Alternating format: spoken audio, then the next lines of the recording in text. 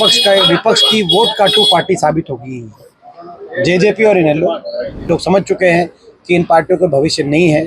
ये केवल और केवल भाजपा की कठपुतली के तौर पे भाजपा की बी और सी टीम बनके भाजपा का साथ और समर्थन करने का काम करते हैं। बीजेपी नेता अशोक तंवर वो कह रहे हैं कि जब कांग्रेस पार्टी सत्ता में थी तो दीपेंद्र हुड्डा बूथ कैप्चरिंग करवाते थे और चुनाव जीते। जब कांग्रेस पार्टी की सरकार थी तो वो भी उसमें था।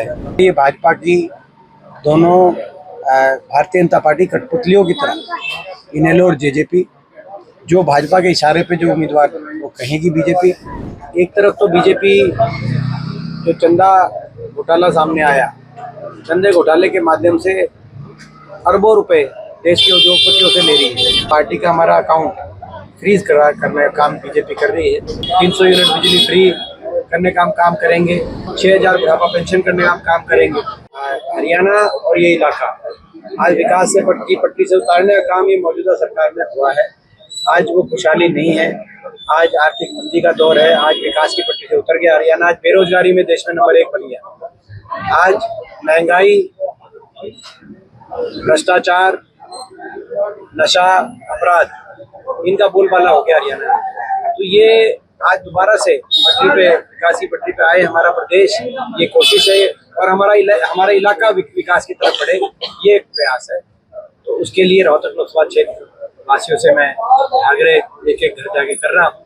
अगर कांग्रेस के माध्यम से हम अपनी कांग्रेस पार्टी की जो संकल्प है, कांग्रेस की सरकार बनेगी हरियाणा में, तो क्या कांग्रेस पार्टी करेगी?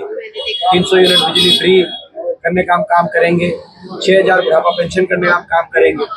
तो इस तरह की जो सारी हमारी योजनाएं हैं उनको भी लोगों तक पहुंचाने का हम लोग काम कर रहे हैं। प्रत्याशियों की लिस्ट अभी तक जारी नहीं की गई है, क्या लगता है कितनी जल्दी? वो सही समय पे हो जाएगा, सही समय। इनकम टैक्स द्वारा अकाउंट फ्रीज किए जा रहे हैं कांग्रेस पार्टी के, पत्रकार वार्ता भी किया। आज बड़े दुर्भाग्य की बात है कि पार्टी का हमारा अकाउंट फ्रीज करने का काम बीजेपी कर रही है या बीजेपी सरकार कर रही है। ये इस तरह के काम नहीं होने चाहिए। लोकतंत्र में हर पार्टी को अधिकार है। आज एक तरफ तो बीजेपी जो चंदा घोटाला सामने आया, चंदे घोटाले के माध्यम से अरबों रुपए देश के उद्योगपतियों से ले रही है।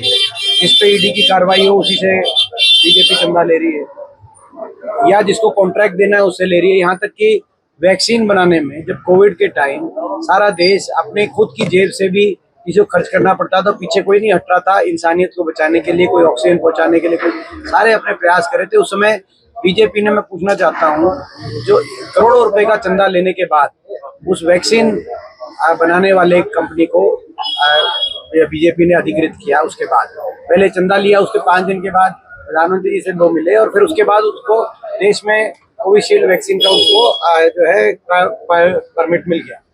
तो ये एक बड़ी सवालिया गंभीर विषय है।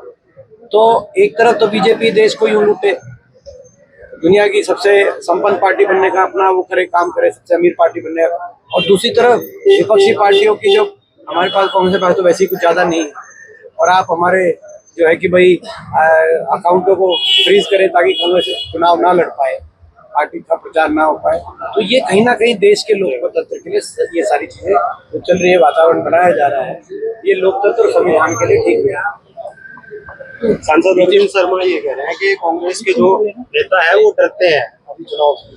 देखिए, ये कोई मैं समझता हूँ क्या कह रहे क्या नहीं, कोई मैं समझता हूँ डरने डराने की इस तरह की बात नहीं है। चुनाव में तो अपने लोगों के सामने एक विकल्प रख के किस तरह से अपना इलाका विकास की तरफ कैसे आगे जाए, ये एक बात है। और तो ये एक मैं इस लाइन पे होता है चुनाव।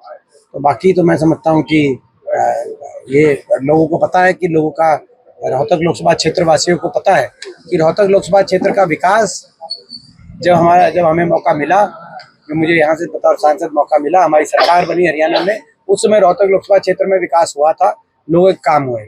और आगे मौका मिलेगा तो और मजबूती से विकास और लोगों के काम होंगे हमारे इलाके में, ये लोगों को विश्वास है। बीजेपी नेता अशोक तंवर वो कह रहे हैं कि जब कांग्रेस पार्टी सत्ता में थी तो दीपेंद्र हुड्डा बूथ कैप्चरिंग करवाते थे और चुनाव जीते। वो मैं उनका नहीं कहना चाहता, क्योंकि जब कांग्रेस पार्टी की सरकार थी तो वो भी उसमें थे, वो भी कांग्रेस में ही थे। करनाल सीट है उस पर उपचुनाव होने हैं, तो अभय चौटाला का बयान आया है कि कांग्रेस पार्टी मजबूत उम्मीदवार उतारती है तो हम पीछे हट जाएंगे और कांग्रेस पार्टी का साथ देंगे। देखिए, ये दोनों इनेलो और जेजेपी, आप इनको देखना, हमने पहले ही कह दिया, ये भाजपा की दोनों भारतीय जनता पार्टी कठपुतलियों की तरह। इनेलो और जेजेपी जो भाजपा के इशारे पे जो उम्मीदवार वो कहेगी बीजेपी, उसी उम्मीदवार को वहाँ पे किस तरीके से विपक्ष की वोट काटू पार्टी साबित होगी। जेजेपी और इनेलो, ये इनेलो और जेजेपी इंडिया गठबंधन की और कांग्रेस पार्टी की के वोट काटू प्रत्याशी देने के फिराक में लोग हैं प्रदेश में। इस बात को लेकर मैंने प्रदेश के लोगों को पहले ही चेताया, सही समय पे चेता दिया था।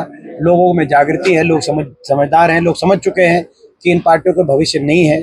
ये केवल और केवल भाजपा की कठपुतली के तौर पे भाजपा की बी और सी टीम बनके भाजपा का साथ और समर्थन करने का काम करते हैं। हरियाणा के पूर्व सीएम मंडल का विस्तार हुआ, कहीं ना कहीं रेलवे नाराज नजर आया। देखिए, ये मंत्रिमंडल का जो विस्तार रहा है, ये कोई मंत्रिमंडल को बैलेंस मंत्रिमंडल इसको नहीं कह सकते। इसमें भाजपा के बहुत लोग जो है असंतुष्ट हैं, वो आपकी बात सही है, लेकिन बहुत से क्षेत्र ऐसे हैं जिन क्षेत्रों को प्रतिनिधित्व नहीं दिया गया है। जैसे रोहतक लोकसभा क्षेत्र, सोनीपत लोकसभा क्षेत्र, जो बड़े लोकसभा क्षेत्र हैं, इनमें एक भी कोई किसी को राज्य मंत्री का भी, सीपीएस का भी स्थान नहीं मिला। या इसी प्रकार से बहुत से जिले ऐसे हैं, जींद, कैथल, बहुत से ऐसे जिले हैं जहाँ जिन जिलों में कोई मंत्री को नहीं लिया गया है। और जहाँ तक जो है आपने कहा कि विज साहब की बात की, वो वरिष्ठ है, हरियाणा की राजनीति में एक वरिष्ठ नेता के रूप में उनकी एक पहचान है। तो उनको क्यों नहीं लिया गया है तो हम नहीं कह सकते, भाजपा का अंदरूनी मामला, इसमें मैं कोई कमेंट नहीं करूँगा।